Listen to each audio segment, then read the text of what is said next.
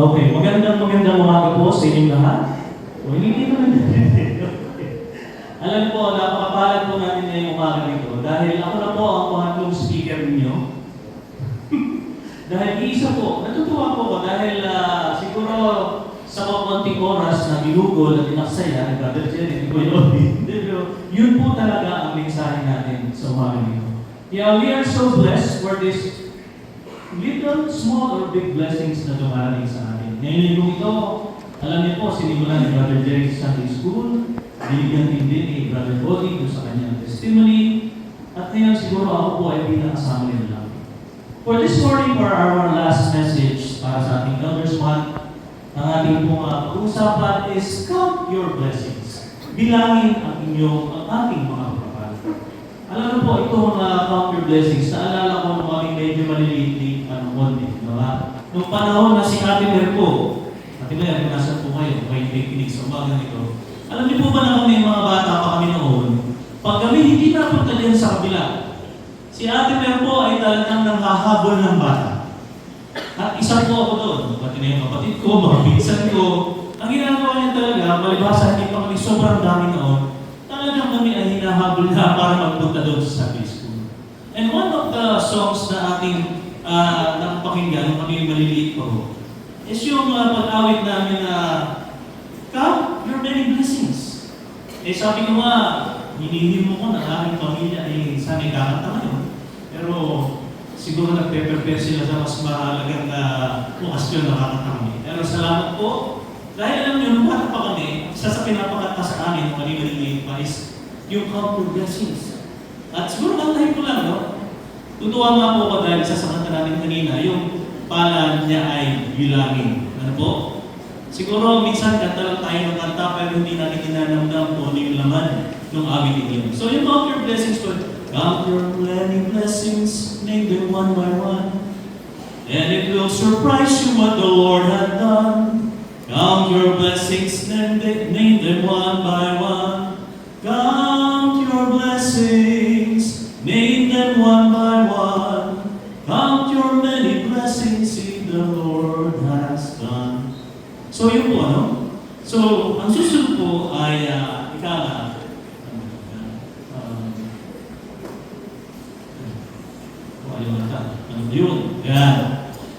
Rule number 1. Always thank God for all the blessings, even if it's big or small. Ang ibig po sabihin, minsan hindi natin nakikita dahil masyado tayong abala, masyado tayong malayo ang tingin, hindi natin nakikita yung mga maliliit na blessing. But all of the blessings na nararamdaman natin, minsan hindi natin napapansin. Sabi nga ng kasabihan, every gising is a blessing.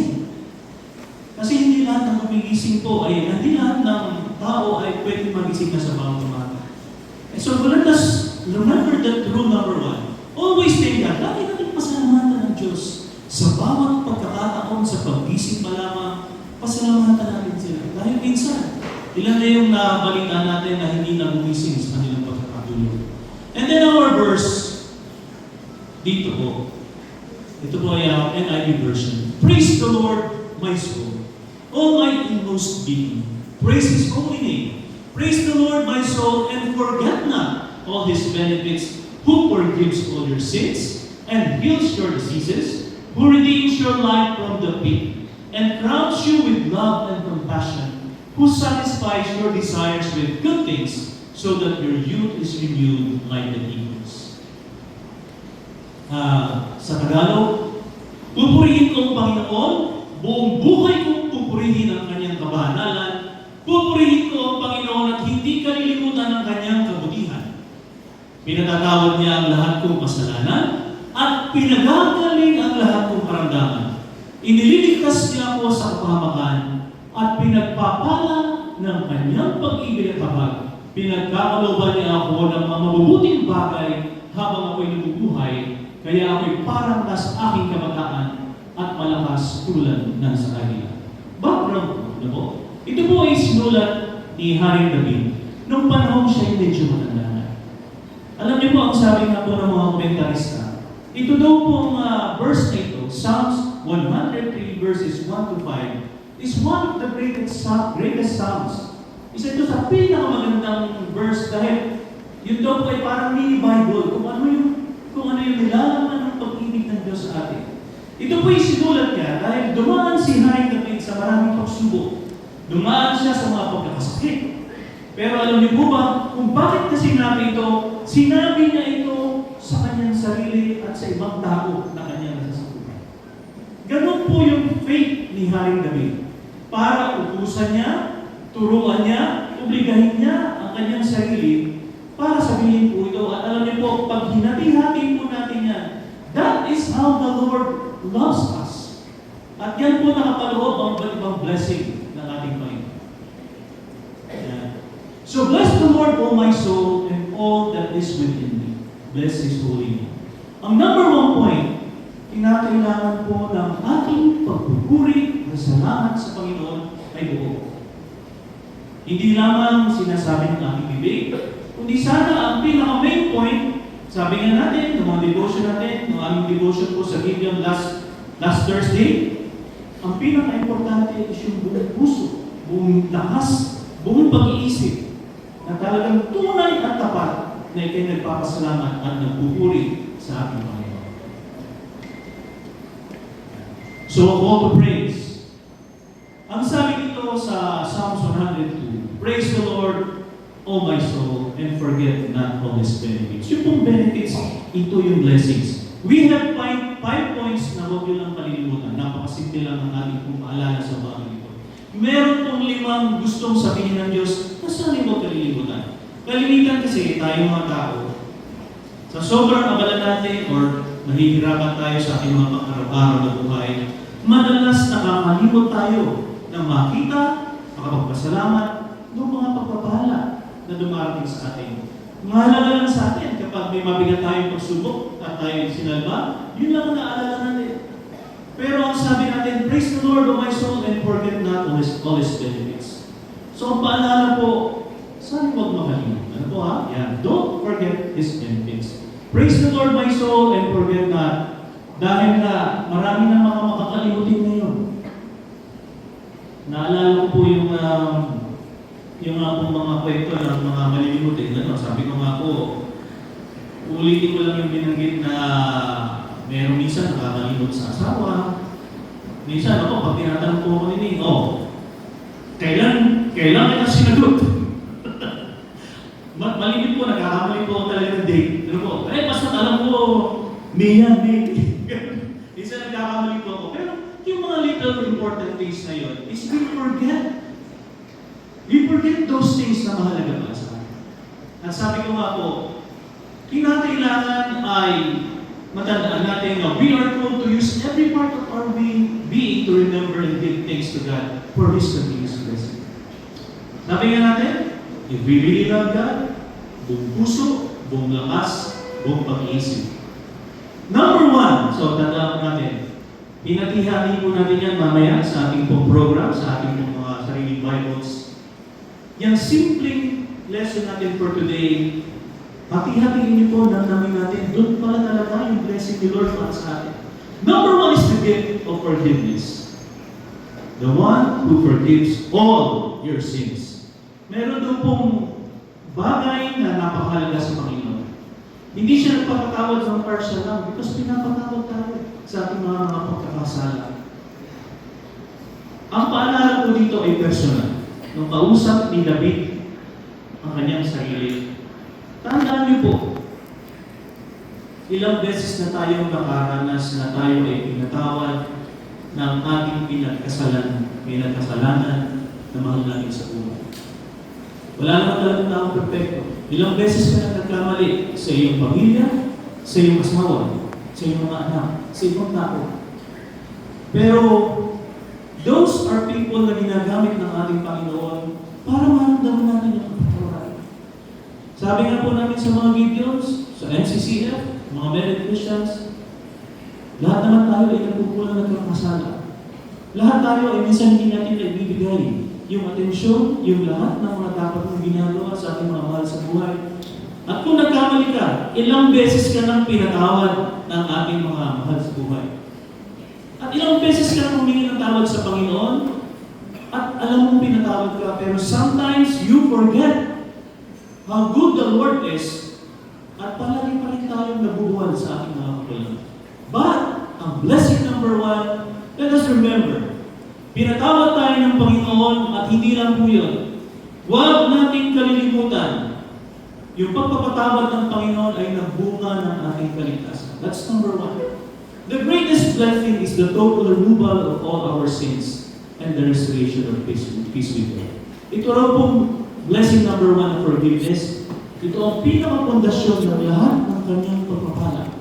Dahil hindi natin makakamit ang anumang biyaya na ipagpapanalangin natin o hihilingin natin kung wala tayong relasyon maganda sa Panginoon. So hindi tayo malimit, nagkukulang tayo, malimit marami sa atin. Nagkukulang sa ating mga salita, sa ating mga pag-iisip, sa ating mga pag-aakala, sa ating mga asyon. Pero only the Lord God will forgive completely sa ating lahat. At yun ang mag-restore na relationship natin sa Panginoon. Kung tayo ay marami pa rin na mga bagay na hindi pa rin natin po maiwasan, mapigilan, maiwanan, it's about time. Tanggalin natin yung nakakapit sa atin na chain of that sin para maramdaman po natin. Ang hirap mabago eh. Walang perfectong tao dahil meron at meron pa rin masasabi ang ibang tao sa inyo at sa akin at sa ating lahat. At huwag naman tayong pasaway. Because God forgives, God forgets, pero it's our response na sana talaga huwag na tayo tumalik. Bakit? Baka susunod hindi na tayo pagbigyan ng Lord. Number 2, the blessing of healing and wholeness. Yung blessing na meron tayong gumagaling sa ating buhay. Number 1 is physical healing. Number 2 is spiritual healing. Kagaya na po narinig natin kanina, alam kong hindi lamang si Brother Cody, kundi tayong lahat ay nakaranas na ng magkasakit at magkaroon ng pagkakasakit na hanggang ngayon nandyan pa. But sometimes, hindi natin iniisip na only the Lord God has the power to heal you. Ang Panginoon lang talaga. And that will start sa ating isip. Minsan, nadi-discourage tayo. Hindi na nagbabago ang malalagayan ko. Feeling ko hindi na ako gumagaling. Feeling ko hindi na ako nagbabago. Feeling ko hindi na ako ito. Feeling ko hirap na ako. Yung dating lakas ko ay hindi na katulad ng dati. But the Lord God can always make the impossible in our lives. Alam na po natin ito. But we have to remember yung healing po. Eh, huwag natin kalilimutan at ipag-pray kay Lord na while you have your life, while you have your health, is the one of the greatest blessings na meron natin. Alam niyo po ang pinakamaigpit, ang pinakamasakit?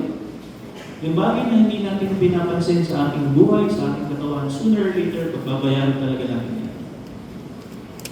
Sabi nga nila, invest in your health so you can buy time in the future. Ano po? So, minsan, nagbibiruan lang po kami sa pamilya.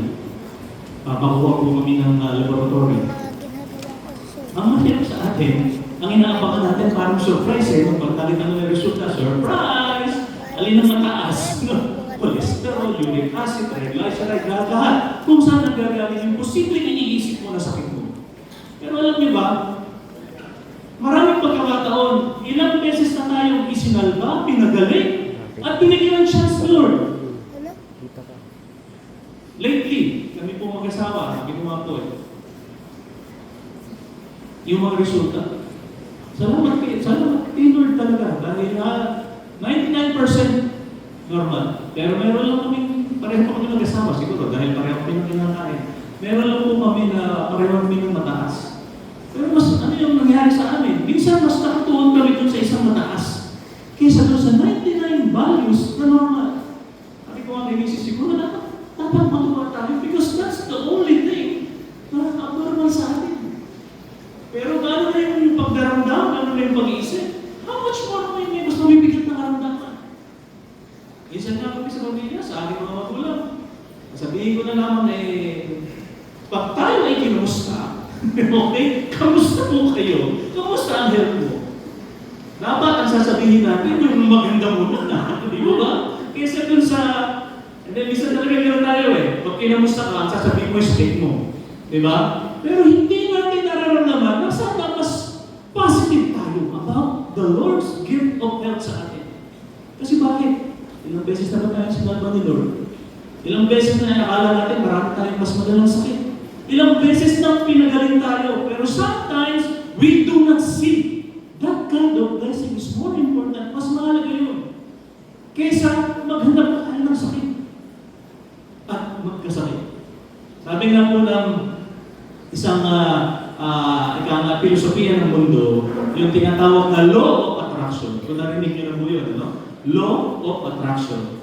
Kung ano ang iniisip mo lagi, kung ano ang lagi mong minimiti, siya makukuha mo kapag yan ang lagi mong laman ng isip. So, law of attraction yun. So, what?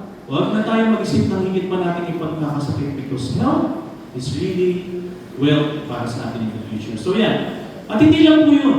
Namnamin natin na habang tayo ay may buhay at may lakas.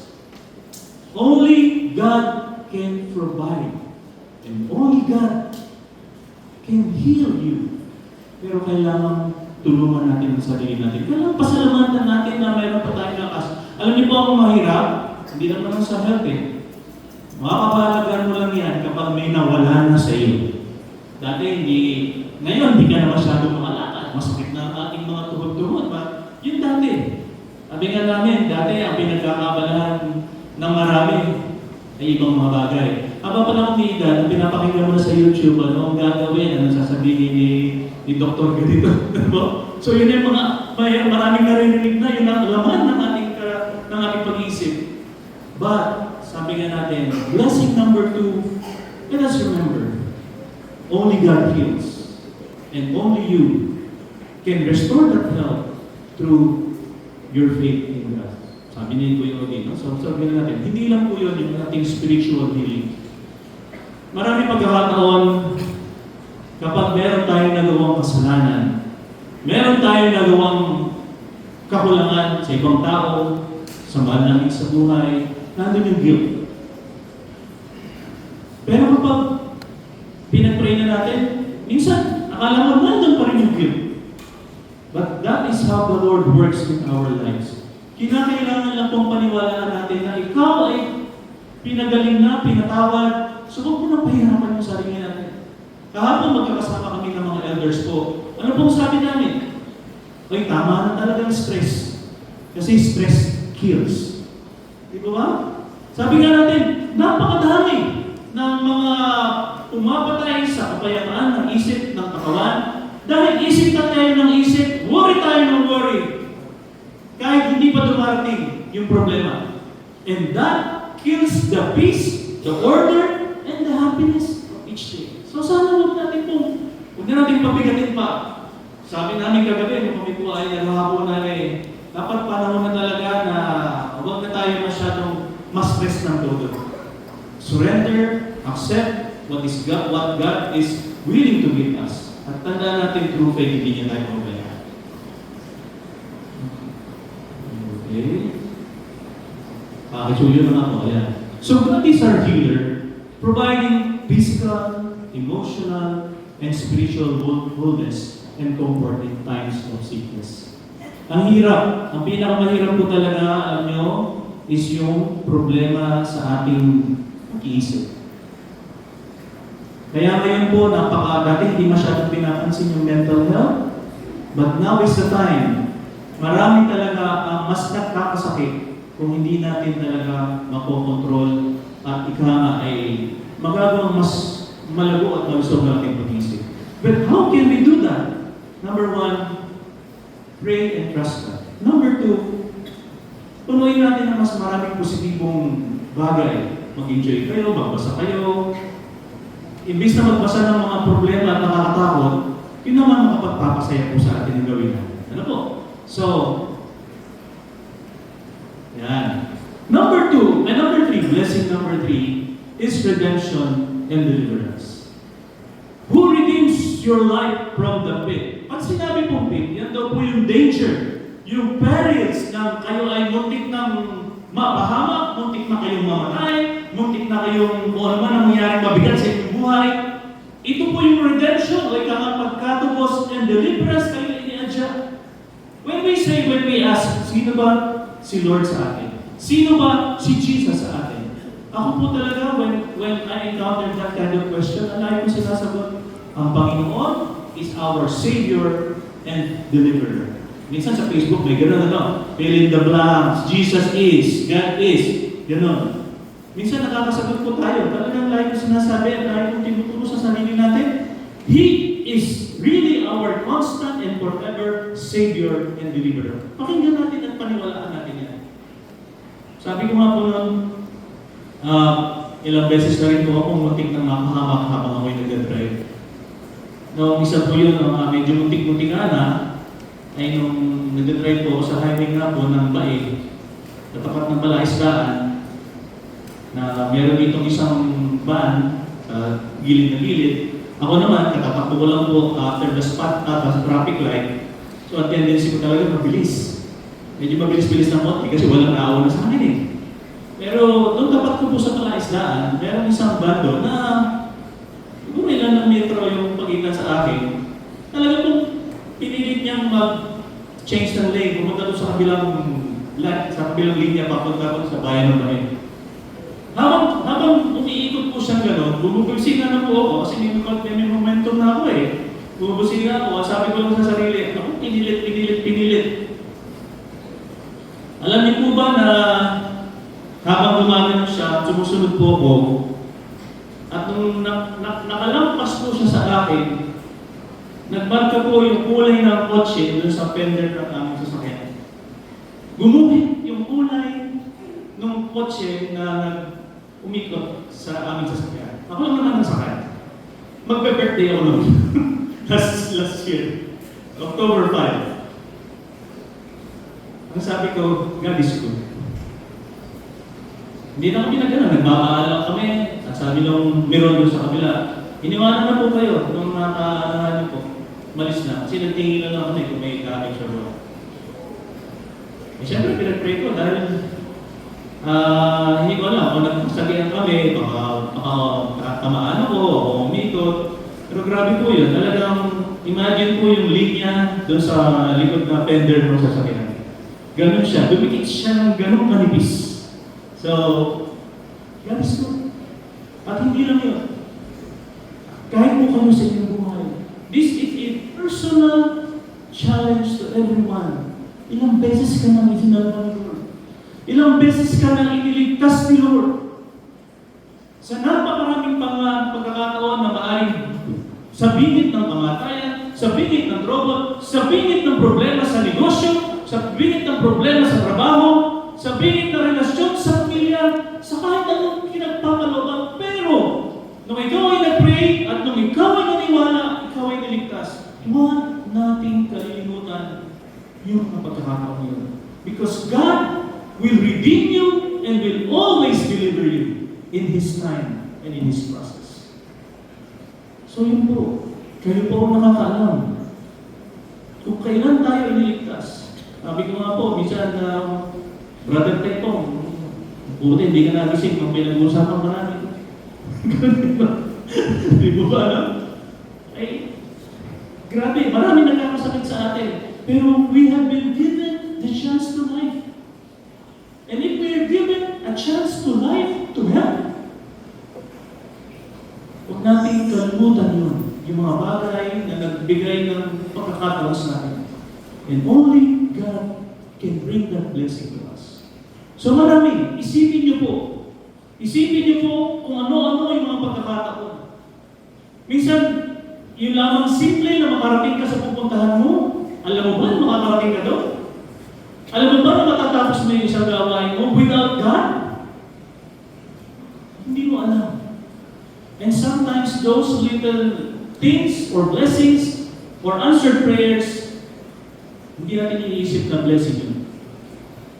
Sabi ko nga kanina, alalahanin natin na mararamdaman natin ang blessing. Mararamdaman natin yung kahalagaan ng isang bagay kapag ito ay nawala sa atin.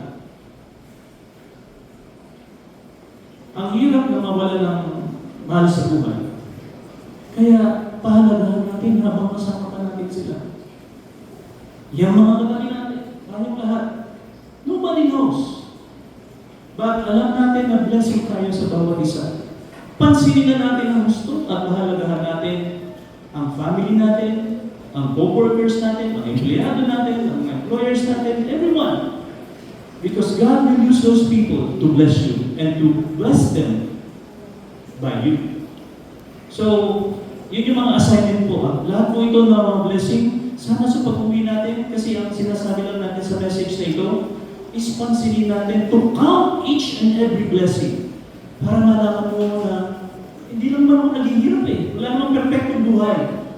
But kung nakikita natin yung bawat maliit na bagay, hanggang sa malaking bagay na nagbigay ng turnaround sa buhay natin at pananampalataya natin, tunay po ito. Gumagamit ang Diyos ng iba't ibang mga tao para i-bless ka. Ano sabi ng kanta kanina? Kanina nga po, palibasa. Sabi ko nga po, napakahalaga ng kanta yung pala ay bilang-bilangin. Lagi natin kinakanta, pero kanina habang kinakanta po, yung tinitingnan mo yung lyrics, gano'n din po isipin natin. Imagine, sabi, kung mga kaibigan mo na yung mayayaman, di ba? Huwag kang maingit, o sila yung gagamitin niya sa'yo. Di ba, Kuya Odi? Di ba? Ibig ko sabihin yung mga ganyan tao. May mga bagay na hindi mo kaya, pero nakakayanan mo through other people that God has sent them to you. So, ipagpasalamat po natin lahat ng mga bagay. Hindi dahil mas kulang ka, mas wala kang pera or anything, mas malala ang malalakayan mo. Yun po yung faith natin to God. To accept, to surrender, and to entrust everything to Him. Because yan yung blessing na yung pangako niya. Hindi niya po tayo pababayaan. God rescues us from the pit of danger, from the pit of despair, spiritual death, giving us hope and salvation. Sa lahat ng panganib, sa lahat ng kalungkutan, sa lahat ng mga binig ng kamatayan, through Christ, that blessing of deliverance, meron tayong pag-asa lagi. Kaya huwag na kayong pa-stress kung talagang sobrang po tayo may mga nararamdaman sa katawan natin. Pag tayo po ay kinamusta, sabihin natin yung magandang meron. Iba nga, hindi nagsasabi na mas malala pa yung mga problema natin sa katawan natin eh. Because ayaw natin mag-uwari yung mga mahal natin sa buhay. Mas mahirap yun. So, pahalagahan natin ang faith, ang health, ang buhay natin. Number 4 is love and compassion. Who crowns you with steadfast love and mercy? Sino ba naman ang hindi nakakaramdam ng ibig ng Diyos, ng awa ng Diyos? Ano daw yung pagkakaiba ng, meron daw pong pagkakaiba ang mercy at saka ng grace. So, diyan po nakapangalan, diyan po yung nakapaloob yun. No? So, yung one of the most important blessing na binibigay sa atin ng Diyos is yung kanyang pag-ibig at yung kanyang awa. Okay? Ano daw ang grace? Sabi ng grace, ito po yung description. Grace is getting something you don't deserve. Nakukuha mo raw yung bagay, ang biyaya ay nakukuha mo. Pero hindi mo siya deserve. And mercy, awa, is not getting what you do deserve. So, yung kaligtasan, that is grace. Kahit hindi ka deserving, mahal ka ni Lord, ibibigay niya sa'yo. Yun namang awa, nagkamali ka na, nagkasala ka na, pero binigyan ka pa rin ng pabor ni Lord. Yun ang awa. So yun po ang sinasabi. How many times have you proven in your life na mahal ka ng Diyos? Kahit kailan, sa gitna ng pagsubok na nararanasan po natin, kailangan lang po, this is just a reminder for all of us. Paalala lang po sa ating lahat na hindi tayo dapat po sumuko agad. Hindi dapat tayo mainggit sa kung anong meron at na-experience ng ibang tao. Because the love of God ay walang pinipili. At ang awa niya ay walang katapusan. At kapag sinabi po niya, who crowns you? Pag sinabing crown, meron pong emphasis na mahalaga tayo. Honorable tayo sa Panginoon. Pag sinabing steadfast, hindi nagbabago ang kanyang pag-ibig sa atin. Kaya huwag tayong patitinag. Huwag po tayong basta susuko at huwag po tayong basta, ikaw nga ang sabi nga kanina sa mga paalala ni Brother Jerry, ni Kuya Odi, huwag tayong lagi magreklamo.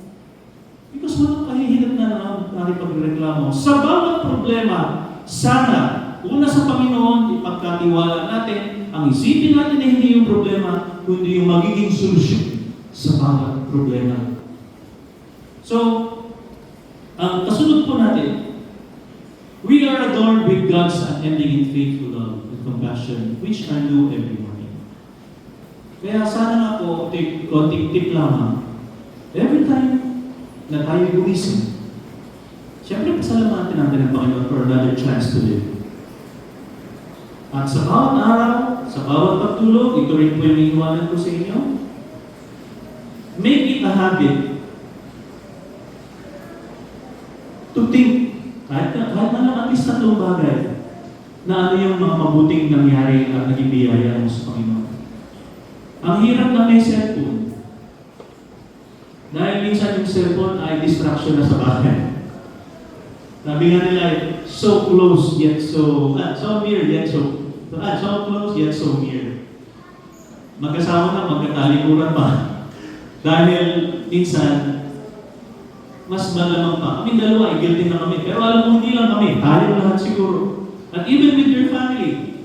Minsan ka, kakain na lang, mahawak pa ang cellphone. Bago kumain, kukunan mo na yung pagkain. Kukunan mo lang, kukunan kung ano. Pero nakita niyo yung video na sinend ko natin, tsaka si Sister Lovey. Yun daw ginagawa sa Japan, ng ibang pamilya. Nakakatawa, meron silang lalagyan. Meron silang lalagyan doon sa mesa, isang tray. Narating na po yung mga members of the family to eat. Kalimitan, hindi talaga binibitawan yung cellphone eh.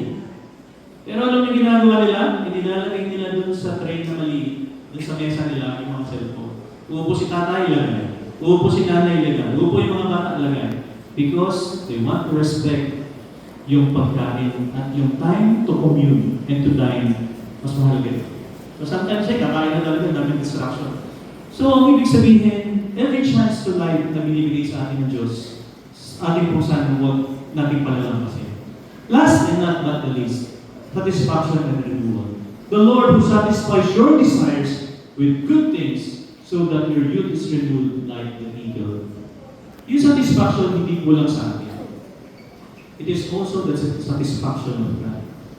Ibibigay ni Lord ang gusto mo, ang kailangan mo, kung patuloy tayong gagawa, magtitiwala, at susunod, at nananalig sa atin. Totoo po yan. Renewal. Bakit renewal? Because if we have to build and savor na kung kinakailangan natin, huwag natin ikaw pababayaan ang ating relasyon sa Panginoon. This is the time. Maniwala po kayo, in His time, in God's time, diringin at diringin, wag lang po sana tayong basta mainit. At ang kahulingan po, bakit sinabi yung eagle? Ang eagle ay simbolo ng supremacy, ng speed, ng strength. Yun ang gusto ibigay ng Lord sa atin. Hindi man ito ibigay physically sa atin. But much more important in the second life is our salvation. Is our relationship to God. Yun ang huwag natin kalilimutan dahil ang Lord laging magbibigay ng chance sa bawat isa sa atin. So huwag mong pahirapan yung sarili natin. Huwag na rin tayo masyadong matigas sa ulo na sinasabi ni Brother Jerry kanina. Para tayo mga anak na minsan yung mga sutel ayaw makinig. Kung kailan makapahamak, saka lamang makikinig. Don't ever wait for that chance. Unahan po natin ito. So, ngayon po, true satisfaction comes from God alone. Wala nang iba. Providing us with new strength to face life challenges. Maraming pagsubok sa buhay. Tayong lahat, kayong lahat. Maliit, mahirap, mabigat. Pero walang bang paggagalingan ng pag-asa, ng lakas, ng tiwala, ng tugon. Sa kabila ng lahat, sana po, huwag niyo pong kalimutan ito. Hindi lahat tayo ay may pagkakaiba. Hindi tayo pare-pareho, hindi natin nagdaranasan, pinagdadaanan sa buhay. Pero there is one thing that is similar to us. And that should be our firm faith to the God na nagsalva sa atin, at laging mag-deliver at magkasama sa atin. Huwag natin kalimutan na maniwala po kayo. Kung hindi tayo magpapabaya, kailanman hindi tayo papabayaan. Summary, ang message lang po nito is the heart of gratitude. Instead of a complaining spirit, we should have a heart of gratitude. Imbis na meron tayong mareklamong espiritu, kinakailangan meron tayong puso at sarili at maayos na pag-iisip na lagi tayong magpahalaga at magpasalamat. Again, for forgiveness, for healing, for redemption, for love and satisfaction. Yan. Ito po yun. Sana po, huwag niyo po ito malimutan habang tayo nagpe-prepare for our Thanksgiving next week. Make it a daily habit to count your blessings, not your burdens, and thank God for His incredible goodness. Habit, intentional, choice. So anong gagawin natin? Praise with your whole being. Wag hindi ika nga ay konti lamang. The best na bibigyan natin sa Panginoon. Remind yourself of the key blessings and benefits of God. Kung paano ka pinagpapala. Again, uulitin ko na naman. Pinatawad ka, pinagaling ka, tinubos ka, minahal ka, binigyan ka ng lahat ng kailangan at gusto mo. So, huwag nang kalimutan. Don't forget the danger of forgetting these blessings and counting them actively to stay close to God. So kapag nagbibilang tayo ng pagpapala, kapag nakikita natin kung gaano kabuti ang Diyos, para din pagmamahal na kasama yan ng mga anak. Pag na-appreciate mo yung ginagawa ng nagmamahal sa iyo, si Brother Friday kahit matagal na nag-iintay kay Sister May, araw-araw, kahit parang OFW, lagi niya ninanong na makasama si Sister May. May gano'ng blessing yun pag magkasama sila. Tayo lahat, gano'n din dapat. So savor every blessing. Huwag natin kalimutan na. At ayun, maganda yung sinabi, actively, be intentional, make that choice to do that. So our call to action, inunahan ako, make that conscious choice. Piliin natin, laging gawin. Ito ang choice natin. Ito ang gusto mo. Sabi nga ng ating family day. Practice gratitude. Maging napagpasalamat lagi. Ang isang taong magpasalamat ay isang mabuting tao. Tandaan niyo po yan. Set aside distraction. Ito lang. Tama na pagiging negative. Huwag na masyadong isip ng mga problema, ng poproblemahin. Tatanda kayo, papakit tayo. Diba? Subukan mo yung maraming problema pero nakangiti pa rin. Mas may pag-asa. So set aside distraction, trust God, hindi nyo lang mabayaan. Live, ito na po yan, live a life of praise. Next week, ngayon hanggang magpakailanman, you should live our life in praise by singing, praying, and giving. Kung mahal natin ang Panginoon, alam natin na tayo pinagpapala, let's give our best to God. Next week, that will be a challenge for us. Alam ni Lord ang puso ninyo. Alam ni Lord kung ano kaya ninyo. Ang kaya natin. So give our best to God sa ating Thanksgiving. If you want to enjoy life, count your blessings. Gusto mo mag-enjoy? Okay, pagpapala tingin natin. Law of attraction. Think more of how blessed you are. More than how burdened you are. Pansinin natin, yan lang. Sa sarili, sa bahay, sa komunidad. Ano man po. Kaya ang dami-daming pwedeng makita. Pag naging bulag tayo doon, mas malulungkot tayo sa buhay. So think more of the blessings rather than your burdens. The more you focus on your blessings, the more blessings you will find in your life. So positive thinking, positive living, keep on being positive with God. So yan po, sinasabi natin, magtiwala at maniwala. Kaya ito na lang, kung gusto mo talaga maging masaya, happiness will never come to those who fail to appreciate what they already have. So hindi daw tayo magiging masaya pag hindi mo nararamdaman kung anong meron ka na. Hindi masamang manalangin, gusto, mangarap, pero tingnan din natin, yung spirit of contentment in our lives will still bring you happiness.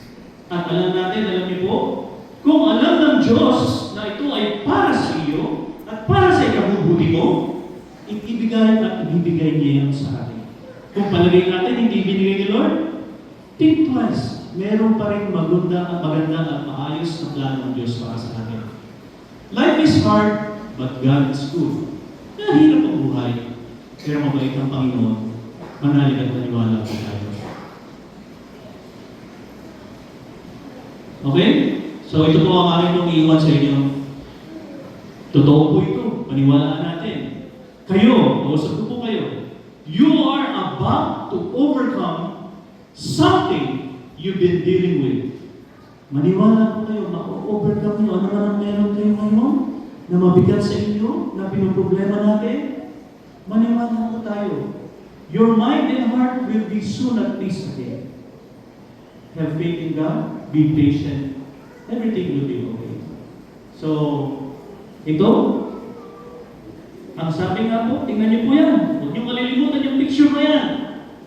Don't worry! Ito po ang picture na ito ay kay tata at ina. Ito po ay para po ito ay paalala sa lahat ng mga konopyo.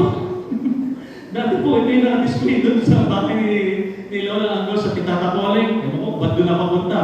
Parang sinadya po ata ni Kakay na alisin na sa bahay namin ito. Ito po itong panahon na siya magpapakuha ng picture, si ate ulit ng kasama, inis na, ayaw na, gusto nang umuwi. Ito po ang picture niya talaga, totoo yan, naka-frame pa yan. Naka-frame pa yan, dati po nakinatata yan, tsaka ina. Kinuha na po namin ulit, kasi wala na si Tata, tsaka si Pepong na lang. Bangungutin si Pepong eh. So yan po, anong sabi ni Lord?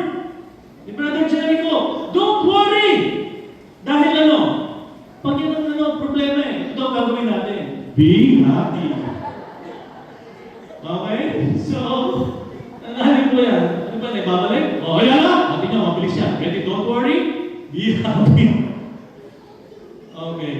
So, ngayon umagang ito, let us not forget. Count your blessings. Have faith in God. Trust God.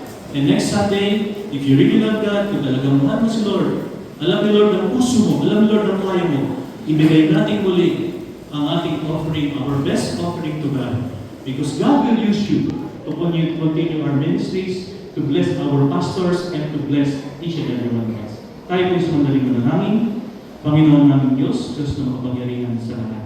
Maraming salamat po sa pagkakataon ito na binigyan niyo sa amin ang paalala para lagi namin tandaan ang inyong mabubuting biyaya sa amin. Tulungan niyo kami, Panginoon, na mamuhay na may pagpupuri, kasalanan, pagpapahalaga, pagiging positive sa inyo at sa buhay namin. Alam namin, Panginoon, kayo ang aming tagapagligtas, kayo ang aming tagapagadya.